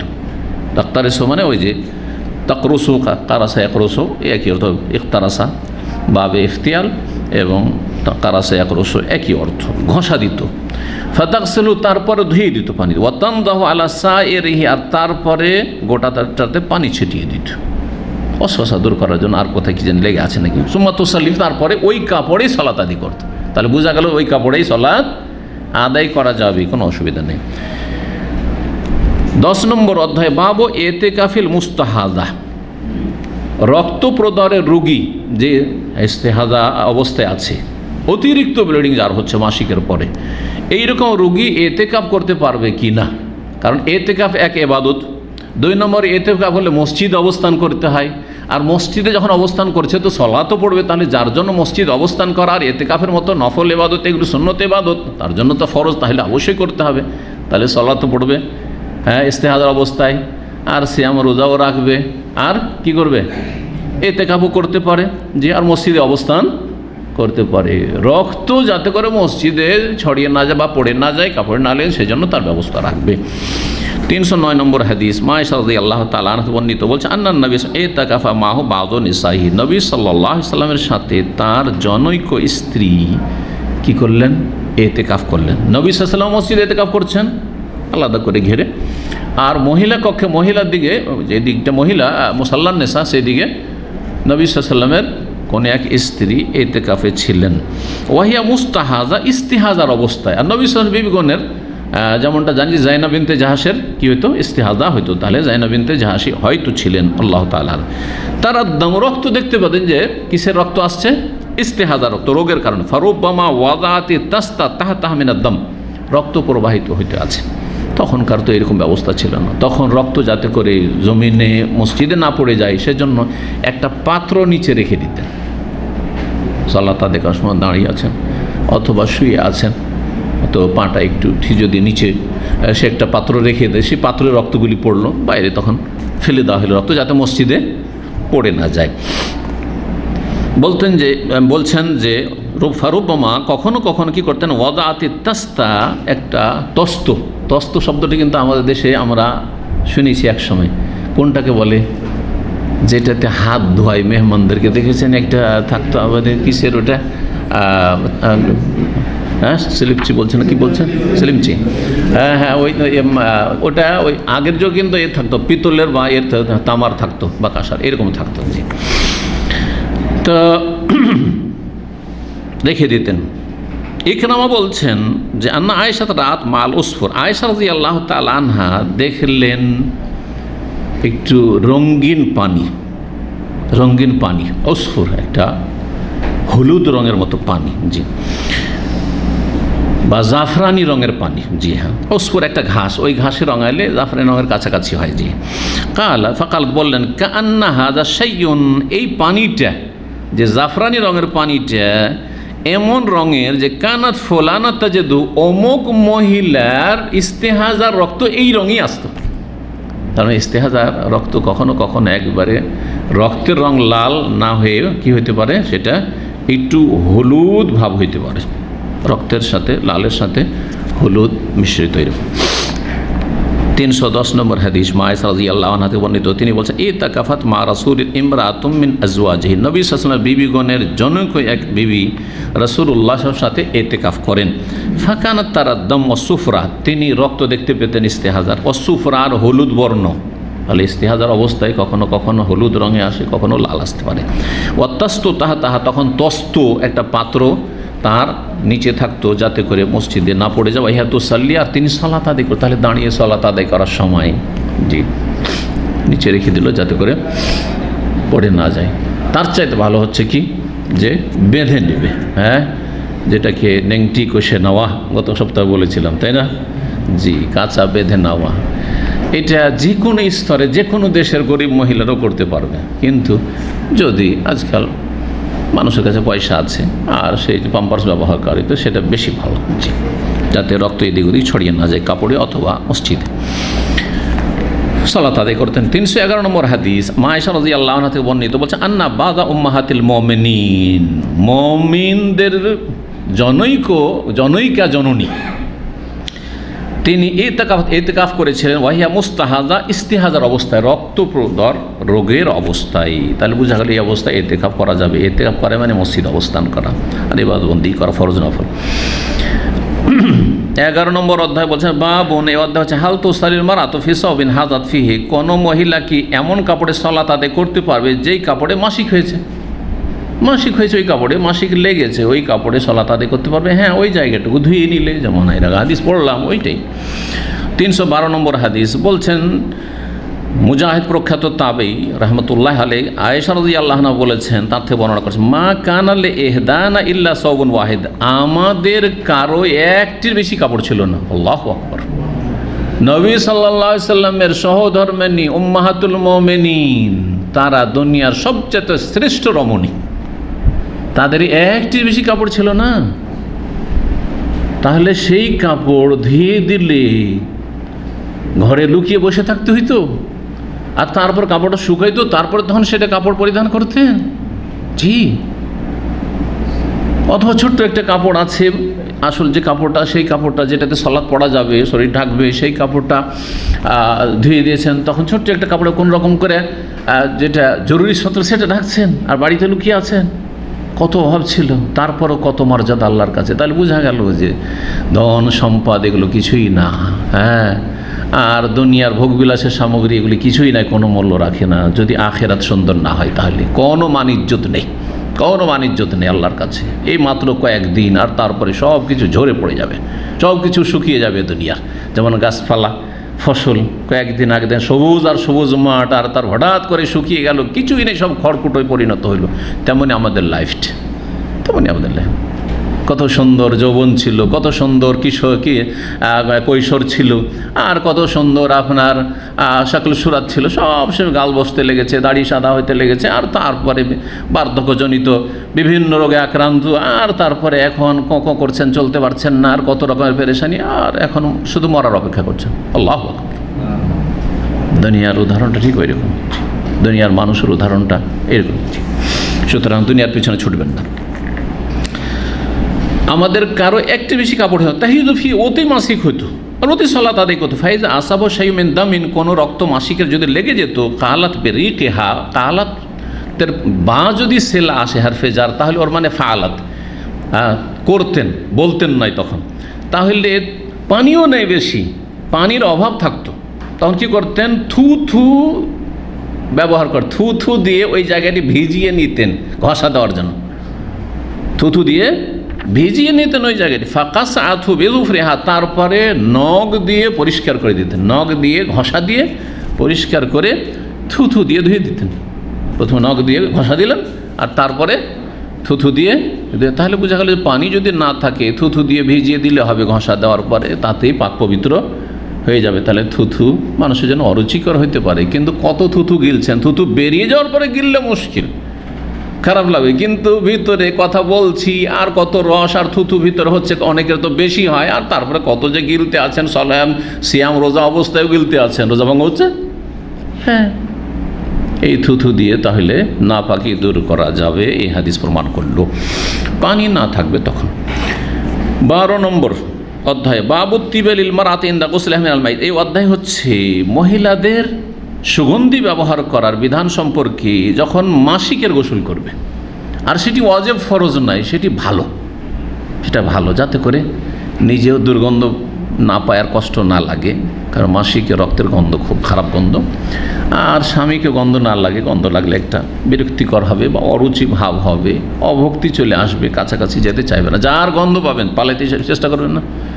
কারো শরীরে যদি প্রচণ্ড গন্ধ থাকে, গোসল টোসল করে না, ওই সপ্তাহে একদিন গোসল করে, আর জানেন আগে থেকে, আর লিফটে ঢুকতে যাচ্ছে, আপনি কখনো ঢুকবেন না। মাঝে মধ্যে এরকম ফেসে গেলে মনে হয় যে কোন বিপদে পড়লাম, চারিদিক থেকে বন্ধ, আর বন্ধের উপর গন্ধ, বুঝেছেন না?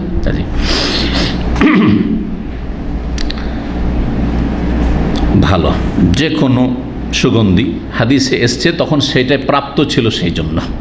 জি, কুস্তে আজফার বা কুস্তে আজফার দুই রকম এসছে, কিন্তু সেটাই হয়তো এমন কথা না, যে কোনো সুগন্ধি হলেই চলে। জি, সময় সুযোগ মতো। উম্মে আতিয়া রাদিয়াল্লাহু তাআলা আনহা থেকে বর্ণিত হাদিস, 313 নম্বর হাদিস। কালা, তিনি বলছেন, কুন্না নুনহা, আমাদেরকে বারণ করা হইতো, সাহাবিয়াদেরকে নিষেধ করা হইতো। কে নিষেধ করতেন তাহলে? রাসূলুল্লাহ সাল্লাল্লাহু আলাইহি ওয়াসাল্লাম। যখন সাহাবীরা বলবেন যে আমাদেরকে নিষেধ করা হইতো, তার নিষেধকারী কে? নবী সাল্লাল্লাহু আলাইহি ওয়াসাল্লাম। তাদেরকে হুকুম দিচ্ছেন, আদেশ নিষেধ নবী সাল্লাল্লাহু আলাইহি ওয়াসাল্লাম। নবী সাল্লাল্লাহু আলাইহি ওয়াসাল্লাম যখন বলবেন যে আমাকে নিষেধ করা হয়েছে, তো নবীকে কে নিষেধ করছেন? আল্লাহ। তখন সোজা ধরে নিতে হচ্ছে আল্লাহ। জি জি। আমাদেরকে নিষেধ করা হতো আর নহিদ আলামাই, এতে কোনো মৃত ব্যক্তির উপর শোক করতে ফকাসা 3 দিনের বেশি, 3 দিনের বেশি কারো উপর শোক করবেন না। এই জন্য সৌদি আরব আলহামদুলিল্লাহ যে ইসলামিক দেশ, এর বাস্তব প্রমাণ। আমার আব্বা ইন্তেকাল করলেন, তার প্রায় 4.5 মাস পরে আমার আম্মা ইন্তেকাল করেন রাহিমাহুমুল্লাহু জামিয়ান। আল্লাহ রাব্বুল তাদেরকে জান্নাতে সুউচ্চ স্থান দান করেন এবং আমাদেরকে তাদের সাথে জান্নাতে একত্রিত হওয়ার তৌফিক দান করেন রব্বুল আলামিন। সকল মুমিন মুমিনাতকে আল্লাহ জান্নাতের পথে থাকার তৌফিক দান করেন, সকলকে জান্নাত নসিব করেন, সবার জন্য কল্যাণ কামনা করি। তো আমার কিন্তু এই আইন যে মাকতুবুল আমাল বুঝেন তো, লেবার কোড, এটা জানা ছিল না কিন্তু, যে 3 দিন আমার ন্যায্য অধিকার। তারপর 3 দিন আসেনি। প্রথম আব্বার বেলা একবার জানাই ছিল না যে 3 দিন আমার ন্যায্য অধিকার। তবে আমার এর আগে এরকম ঘটেও নি কোনো দিন, এই প্রথম মানে শোক এসছে, কেউ আপনজন প্রিয়জন ইন্তেকাল করেছেন। তো সুতরাং আমার ওই সময়টি আমি অফিসে আসবো না এমনিতে ধরে নিয়েছি, সে অফিস সেটাকে যেইভাবে নিক না কেন। তো আমার নিয়ত ছিল যে 2 দিন পরে না হয় চলে যাব, 2টা দিন যাব না, তারপরে 3 দিন চলে যাব। তো তারপরে আমার সাথে দেখা করতে গেলেন আমার সেন্টারে কিছু ভাইরা, তার মধ্যে দায়ুদ শেখও ছিলেন আর আমাদের অ্যাকাউন্টেন্ট ছিলেন, খুব মুরব্বী মানুষ। তো 2য় দিন গেছেন, আমি বললাম যে হয়তো কালকে আমি চলে আসবো। বলছে না না, কেন আসবেন আপনি, আপনার ন্যায্য অধিকার, 3 দিন আসবেন না। তো আমি বললাম যে 3 দিন আমি থাকতে পারি, আর 3 দিন শরীয়তের বিধান আছে, কিন্তু মনটা চাইছে যে চলেই যাই। বলছে না, আসেন না। এটা তখন এইভাবে শুনলাম।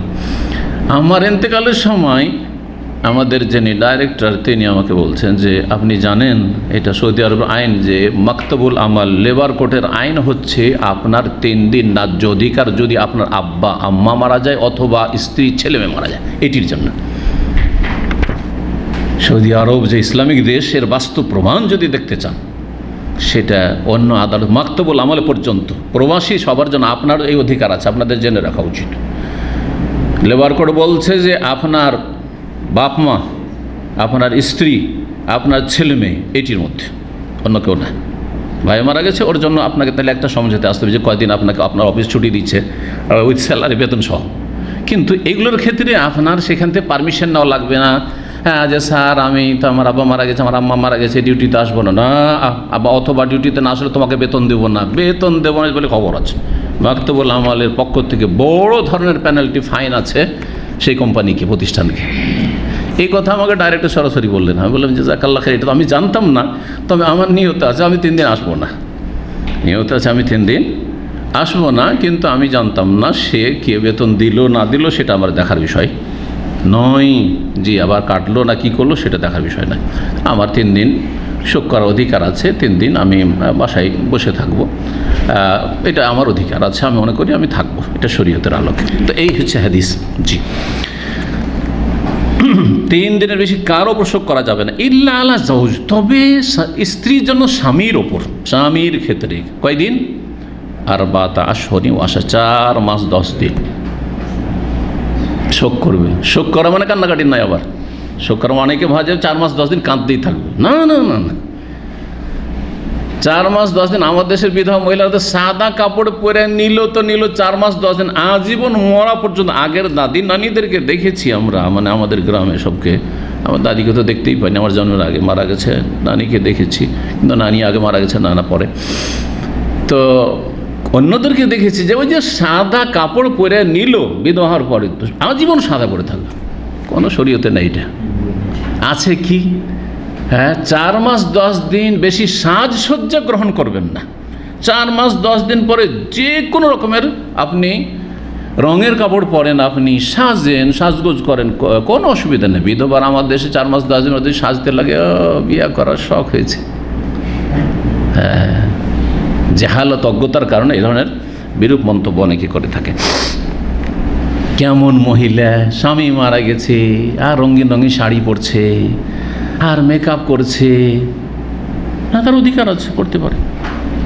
বিয়ের জন্য সে প্রস্তুত হতে পারে, বিয়ে ছাড়াও করতে পারে। বিয়ে করবো না, ওর ছেলে মেয়ে বড় হয়েছে, করবো না, অনেক মহিলা যেমনই করে, তারপরেও সাজতে পারে। ভালো ভালো শাড়ি আগের আছে, ফেলে দেবে সেগুলো বা দান করে দেবে, কেন নিজেই পরবে, অসুবিধা নেই। 4 মাস 10 দিন নয়, কিন্তু সাদা নয়। সাদা কাপড় তো সাধারণত পুরুষের, এটা পুরুষের লক্ষণ, তো সাদাই পরতে হবে, এটা কোথায় পেল? হ্যাঁ, সাদা মাঠা ঠিক আছে, রঙিন, কিন্তু আকর্ষণীয় না। হ্যাঁ, বেশি আকর্ষণীয় না। 4 মাস 10 দিন, 4 মাস 10 দিনের মধ্যে কি করবেন না, বাইরে কোথাও রাত কাটাবেন না। স্বামীর বাড়িতে অথবা যেখানে তার স্বামীর ইন্তেকালের খবর পৌঁছেছে আর সেখানে নিরাপদ স্থানে আছে, স্বামীর বাড়ি নেই, হয়তো বাবার বাড়িতে আছে, আর ওখানে খবরটা পৌঁছে যে আমার স্বামী মারা গেছে, তো ওখানে ইদ্যুৎ কাটবে, অন্য কোথাও গিয়ে রাত কাটাবে না, বোনের বাড়ি, ভাইয়ের বাড়ি, অন্য কোথাও যেখানে সেখানে না। তবে দিনে অথবা রাতেরও কিছু অংশে, আজকাল যেমন রাতেও অনেকে শপিং করছে কেনাকাটার জন্য, কোনো প্রয়োজনে বেরিয়ে যেতে পারবে, কারো বাসাতে যেতে পারবে একটু খাওয়া দাওয়ার জন্য, যদিও ওটা আমাদের সামাজিকভাবে দোষণীয় যে বিধবা মহিলা আবার দাওয়াত খেতে এসছে, অসুবিধা নেই, 2-4 ঘন্টার জন্য কোথাও যেতে পারে। হ্যাঁ, 2-4 ঘন্টার জন্য বাড়ির বাইরে একবার যেতে পারবেন না, ভিটে মাটির বাইরে যেতে পারবেন না, এগুলো বাড়াবাড়ি কিন্তু।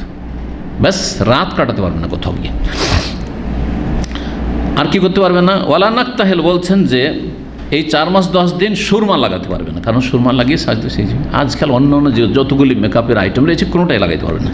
ওয়ালা না তো সুগন্ধিও লাগাতে পারবেন না, মহিলাদের সুগন্ধি যাতে চেহারার সৌন্দর্য বাড়ে, ওগুলো করতে পারবেন। ওয়ালা নাল বাসো সাউবান মসবুগান, রঙিন কাপড়, রংচঙিয়া কাপড়, বেশি বেশি রঙিন কাপড় আমরা পরবো না। ইল্লা সব আসবিন, তবে সাধারণ রঙিন আসব, এমন একটি ঘাস যেটাতে রঙাইলে একদম সিম্পল রং হতো, যেটাতে কোনো আকর্ষণ থাকতো না, আকর্ষণ থাকতো না। রঙের মধ্যে বুঝতে পারো, লাল রঙে কী আছে, হলুদে, সবুজে, কিন্তু হালকা লাইট কালার, কোনো আকর্ষণ আছে, অসুবিধা নেই, ওইটাই বুঝে নেন আর কি।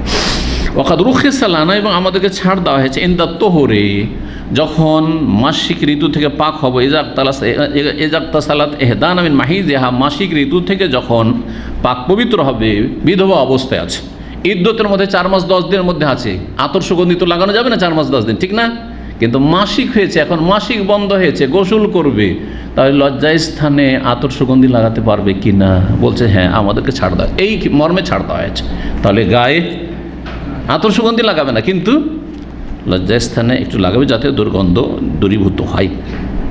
বলছেন যে আমাদেরকে ছাড় দেওয়া হয়েছে মাসিক ঋতু থেকে পাক পবিত্র হওয়ার পরে গোসল যখন করবে, তখন ফির নবজাতি মিন কুস্তে আজফার, কুস্তে আজফার নামক আতর বা সুগন্ধি এক টুকরো বা একটু লাগানোর জন্য। জি হ্যাঁ, সেটা সেই যুগে লব্ধ ছিল, এখন যা আপনার কাছে লব্ধ আছে সেটা লাগাতে পারেন। এমন নয় যে এটাই সুন্নত। অনেকে মনে করে যে কুস্তে আজফার কি, সেটা আমাকে লাগাতে হবে বা আমার ওয়াইফের এটাই করতে হবে, না না, এটা ভুল বুঝা, এটা ভুল বুঝা। আসলে কুস্ত ছোট কাপ দিয়ে আছে, আর সিন দিয়ে আছে, আর তা দিয়ে আছে, আবার উস্ত কাফ দিয়ে আছে, সিন আর ত দিয়েও আছে। জি হ্যাঁ, তো কেউ কুস্ত পড়তো আর কেউ কুস্ত পড়তো। ওয়াকুন্না নুনহান ইত্তিবাইল জানাইজে, আমাদেরকে মহিলাদেরকে নিষেধ করা হতো জানাজার অনুসরণে, জানাজায় হাজির হবে না। তবে মসজিদে গিয়েছে আর সেখানে জানাজা হচ্ছে, তাহলে পুরুষদের সাথে মিলে জানাজা পড়তে পারে, যেমন মসজিদে হারাম, মসজিদ নববীতে জানাজা, অথবা এখানকার যেসব মসজিদগুলোতে জানাজা হয়, জানাজা হচ্ছে আর মহিলা সেকশনের মহিলারা সালাত পড়ছে, জানাজা পড়তে পারবে না? পারবে না, পারবে, কিন্তু সে যে প্রস্তুতি নিয়ে যে জানাজা পড়তে যাচ্ছি এমনটা করবে না। সেটা আপনার কবরস্থানে হোক অথবা অন্য কোথাও হোক, শুধু জানাজা পড়ার জন্য মহিলারা যাবে, নিষেধ করা হয়তো। আর একটা অধ্যায় পড়ে নিই, তাহলে আমাদের কোর্স পুরা হয়ে যাবে। বলছেন 13 নম্বর অধ্যায়, বাবু দাল কিলমার আতে নাফসাহা। এই অধ্যায় হচ্ছে যে মহিলা নিজের শরীর ঘষা দিবে গোসল করার সময়, মাসিক ঋতু থেকে যখন পাক পবিত্র হয়ে ফরজ গোসল করবে তখন শরীরে ঘষা দেবে। এজা তাতাহারাত মিনাল মাহিজ, যখন পবিত্রতা অর্জন করবে, মানে গোসল করবে হাইজ থেকে। ওয়াকাইফা তাগতাসিলু, কেমন করে গোসল করবে? বলছেন ওয়া তাআখুযু ফিরসাতা মুমাসসাকা, এবং একটি কস্তুরী মিশ্রিত, সেই যুগে এই আতর, মূল্যবান আতর লব্ধ ছিল সাহাবাই কেরামদের কাছে ঘরে ঘরে। মিস্ক মৃগনাভি থেকে যেটা হয় এটার নাম হচ্ছে মিস্ক। জি, আর আম্বার মাছ থেকে যেটা হয় এটার নাম হচ্ছে আম্বার সুগন্ধি, বুঝা গেছে? আর যেটা ভারতীয় এক ধরনের কাঠ, যেটাকে ভারতের ভাষায় আসামে এই কাঠটি সাধারণত পাওয়া যায়, আসামের জঙ্গলে, সেটা হচ্ছে, আর কম্বোডিয়াতে হয়, কম্বোডিয়া থেকে সৌদি আরবে খুব আসে। তো এইটাকে বলা হয় উদ হিন্দি, হ্যাঁ, ইন্ডিয়ান লাকড়ি বা লকড়ি। তো এটা আরবরা এগুলো ব্যবহার করে জ্বালায়, যে দেখবেন না, এটা এই যে এই কাঠগুলো আর কি। তো এইগুলি হচ্ছে দামি দামি কি সুগন্ধি, যে কোনো সুগন্ধি হইলে হলো। কিন্তু এখানে যেটা হাদিস রয়েছে, ফিরসা মানে কাপড়ের টুকরো, মুমাসসাকা মানে মিস্ক মিশ্রিত, হ্যাঁ কস্তুরি, যেটা বাংলা বলে কস্তুরি মিশ্রিত। ফাতাত্তাবিহা বিহা আসারাদ্দাম, রক্তের স্থানে সেটা লাগিয়ে দিবে বা ঘষা দিবে। গুপ্তাঙ্গে অঙ্গ দিয়ে যে রক্ত প্রবাহিত হয়েছে সেখানে গন্ধ আছে, সুতরাং সেখানে সে আতর সুগন্ধি লাগিয়ে দিবে যাতে করে গন্ধ দূর হয়ে যায়। 314 নম্বর হাদিস। আর এর মাধ্যমে ইনশাআল্লাহ আমাদের আজকে দার্স শেষ হবে। মায়েশা রাদিয়াল্লাহু তাআলা বর্ণিত বলছে, আন্না ইমরাতান সালাতান নবী আন গুসলিহা মিনাল মাহিজ, জনৈক মহিলা নবী সাল্লাল্লাহু আলাইহি ওয়াসাল্লাম জিজ্ঞেস করলেন মাসিক গোসল সম্পর্কে। ফামা রাহা কাইফা তাগতাসে, তাকে নির্দেশ দিলেন যে কি তরিকায় গোসল করবে, কি নিয়মে গোসল করবে, তাকে বুঝিয়ে দিলেন। কিন্তু মহিলা বুঝতে পারছে না। আর নবী সাল্লাল্লাহু আলাইহি সাল্লাম বেগানা মহিলাকে অত খুলে বলতেও পারছে না, লজ্জা পাচ্ছেন। এই ছিল ঘটনা। কাইফা তাগতাসিল, কেমন করে গোসল করতে হবে এবং কেমন করে পরিষ্কার পরিচ্ছন্নতা অর্জন করতে হবে, আর ওই লজ্জা স্থানে যে সুগন্ধি লাগাইতে হবে সেটা কেমন করে ইশারা ইঙ্গিতে বলে দিচ্ছেন। তাহলে বোঝা গেল যে যেগুলো লজ্জাজনক মাসাইল সেগুলো ভদ্র ভাষায় বলবে। সেগুলি পুরুষ যদি মহিলাকে বলে তাহলে ভদ্র ভাষায় বলে, মহিলাকে একটু আরও খোলাখুলি বলতে পারে, নোংরা ভাষায় নয় একেবারে, কিন্তু তারা একটু বেশি খুলে বলতে পারবে। কিন্তু একজন পুরুষ মানুষ একটা মহিলাকে এত খোলাখুলি বলা সম্ভব নয়। সুতরাং ইশারা ইঙ্গিতে বলাটাও এটা সুন্নাত নবী সাল্লাল্লাহু আলাইহি ওয়াসাল্লামের। ঠিক বলছেন, খুজি ফিরসাতান মিন মিসকিন, মিসকের অর্থাৎ কস্তুরীর একটি কাপড়ে, হ্যাঁ কস্তুরী মিশ্রিত একটি কাপড় নিয়ে নাও, কস্তুরী সুগন্ধি মিশ্রিত একটি কাপড়ের টুকরো নিয়ে নাও। ফাতাতাহহারি বিহা, তা দিয়ে তুমি পবিত্রতা অর্জন করো। এই এত ইঙ্গিতে কথা বলছেন যে সেটা ওই মহিলা বুঝতে পারছে না, কেমন করে আবার সুগন্ধি দিয়ে কেমন করে আবার পবিত্রতা অর্জন করব। দুর্গন্ধ দূর করো, লজ্জা স্থানে সেটা ঘষা দিবে বা লাগাবে, এইভাবে তো আর বলছেন না। তো তা দিয়ে পবিত্রতা অর্জন করো। কালা, তখন মহিলা কাইফা তাতাহারু বিহা, হে আল্লাহ রসুল, কেমন করে আমি পবিত্রতা অর্জন করব সেই সুগন্ধি মিশ্রিত, কস্তুরীর সুগন্ধি মিশ্রিত সেই কাপড়ের টুকরো দিয়ে? এটা তো বুঝতে পারলাম না। কালা সুবহানাল্লাহ, অবাক হচ্ছেন। তাহলে বোঝা গেল যে যখন আশ্চর্য হবেন তখন সুবহানাল্লাহ বলাও সুন্নাত। এটা একটা মশলা এই হাদিস থেকে ইস্তেমবাত হইল। আশ্চর্যজনক বিষয় কি বলবেন? সুবহানাল্লাহ। কিন্তু আমাদের ভারত, বাংলাদেশ, পাকিস্তানে ওলি আউলিয়াদের গাঁজাখড়ি, কেরামতি আর শিরকি বিদাতি কিচ্ছা কাহিনী শুনে সুবহানাল্লাহ সুবহানাল্লাহ, হ্যাঁ বড় পীর আব্দুল কাদের মায়ের পেটে 18 পারা কোরআন মুখস্থ, সুবহানাল্লাহ। অমুক নদীতে, হ্যাঁ পদ্মাতে, যমুনাতে গামছা বিছিয়ে যাই নামাজ বিছিয়ে নামাজ পড়েছেন, গামছা বিছিয়ে দিয়ে পার হয়ে চলে গেছেন। আউযুবিল্লাহি মিনাশ শাইতান, সুবহানাল্লাহ বলবেন। তখন কি বলবেন? আউযুবিল্লাহ, আল্লাহ শিরক থেকে রক্ষা করুক। কথা বোঝা গেছে? এগুলো আশ্চর্য হওয়ার বিষয় নয়। এইভাবেই জাতিকে শিরকে ডুবিয়ে রাখা হয়েছে, এইভাবে জাতিকে অন্ধ রাখা হয়েছে, এইভাবে মানুষকে ব্যক্তি বুঝায় লাগিয়ে দেওয়া হয়েছে, এইভাবে মানুষকে রব বানিয়ে দেওয়া হয়েছে, আল্লাহর গুণগুলি মানুষকে দিয়ে দেওয়া হয়েছে। নবী সাল্লাল্লাহু আলাইহি ওয়াসাল্লামের এমনটা হয়েছে যে লোহিত সাগর পার হয়ে আফ্রিকা একবার ভ্রমণ করে এসছেন এতে গামছা বিছিয়ে। আর জেদ্দার কাছে, জেদ্দা আরদামাম এগুলো তো আছে, মদিনার কাছাকাছি ইয়াম্বো, সেখানে তো সাগর আছে। নবী সাল্লাল্লাহু আলাইহি ওয়াসাল্লাম সাগরে যাই নামাজ বিছিয়ে আর পাটি বিছিয়ে সালাত পড়েছেন। হ্যাঁ, তারপরে আল্লাহর এমন ওলি ছিলেন, তিনি মাগরিব পড়তেন মক্কায় আর এশা পড়তেন মদিনায়। শত শত কাহিনী আছে, শত শত কাহিনী আছে এই ওলি, কথিত ওলিদের জীবনীতে। অবাক হয়ে যাবেন আপনি। আর সবগুলি ওলি হয় ইরান থেকে, নয় ভারত থেকে। আরবের কোনো ওলি নেই, না আবু বকর, না উমর, না উসমান, না আলী, না 1,24,000 কোনো সাহাবী তাদের কাছে ওলি। তাদের এইসব কেরামতি পাবেন না, সব কেরামতি পাবেন সুফি ভণ্ডদের মাঝে। আর তাদের আস্তানা হচ্ছে ইরান থেকে শুরু করে আপনার ভারত বর্ষ পর্যন্ত। ফিতনা ফিতনা, আল্লাহ হেফাজত করে সব থেকে। জি, সাবধান। কি বলছিলাম? সুবহানাল্লাহ। অবাক যখন হবে তখন সুবহানাল্লাহ বলবেন। আর এমনি জিকির আজকারের জন্য সুবহানাল্লাহ। অবাক হওয়া ছাড়া আসল হচ্ছে সুবহানাল্লাহ কিসের জন্য? হ্যাঁ, জিকির আজকার। জি, তাতাহারি বিহা, পবিত্রতা অর্জন করো। আবার ওই শব্দে বলছেন, কারণ এর বেশি বলা যাচ্ছে না মহিলা মানুষকে। মায়েশা রাদিয়াল্লাহু তাআলা তখন শুনছিলেন। তাহলে বোঝা গেল যে স্ত্রীর সামনে মহিলাকে ফতোয়া দেওয়াটা হচ্ছে শরীয়ত বেটার। মা আয়েশা ওখানে দাঁড়িয়ে আছেন, নবী সাল্লাল্লাহু আলাইহি ওয়াসাল্লাম সরাসরি ফতোয়াটা দিয়ে যাতে ফতোয়াটা নবী সাল্লাল্লাহু আলাইহি ওয়াসাল্লামের পক্ষ থেকে স্বয়ং হয়। আর তারপরে আস্থা হয়, যিনি ফতোয়া জিজ্ঞাসা তার আস্থারও তো বিষয় আছে, তাই না? যদি ফতোয়াটা যদি আয়েশা রাদিয়াল্লাহু আনহা দিতেন তাহলে ওই রকম আস্থা হতো না, যেমন নবী সাল্লাল্লাহু আলাইহি ওয়াসাল্লামের কাছ থেকে শুনছেন, তাই না? আর নবী সাল্লাল্লাহু আলাইহি ওয়াসাল্লামকে আল্লাহ ফরজ করেছেন দাওয়াত দেওয়া, মা আয়েশার উপর তো ফরজ ছিল না, ফরজ আইন তো ছিল না, কিন্তু নবী সাল্লাল্লাহু আলাইহি ওয়াসাল্লামের ফরজ আইন উম্মতকে শিক্ষা দেওয়া যাদেরকে সামনে পেয়েছেন। মা আয়েশা বুঝতে পারলেন যে নবী সাল্লাল্লাহু আলাইহি ওয়াসাল্লাম এর বেশি বলতেও পারছে না খুলে, আর এ মহিলা বুঝতেও পারছে না। ফাজতাজাব তো বলছেন ফাজতাজাবতুহা ইলাইয়া, তখন মহিলাকে ধরে আমার দিয়ে টান দিলাম, এসো আমার কাছে, তোমাকে নবী সাল্লাল্লাহু আলাইহি ওয়াসাল্লামের চোখের আড়ালে তোমাকে শিখিয়ে দিই কেমন করে কী করতে হবে। ফাকুলতু, তারপরে মা আয়েশা তাকে বলছেন, মা আয়েশা বলছেন, বর্ণনাকারী তিনি বলছেন, আমি তখন বললাম তাত্তাবেই বেহা আসারাদ্দাম, ওই যে পবিত্রতা অর্জন করবে এই কথা বলছেন নবী সাল্লাল্লাহু আলাইহি ওয়াসাল্লাম, তাতাহহারি বেহা, এর মানে হচ্ছে যে ওই আতর বা মিস্ক মিশানো যে কাপড়ের টুকরোটা সেটা লাগিয়ে দেবে রক্তের স্থানে, যেখান দিয়ে রক্ত প্রবাহিত হয়েছে সেখানে এবং তার আশেপাশে, তাহলে কি হয়ে যাবে? দুর্গন্ধ দূর হয়ে যাবে। এখানে আজকের আলোচনা শেষ করছি। ওয়া সাল্লাল্লাহু আলা নবিয়িনা মুহাম্মদ ওয়া আলা আলিহি ওয়া সাহবিহি আজমাইন।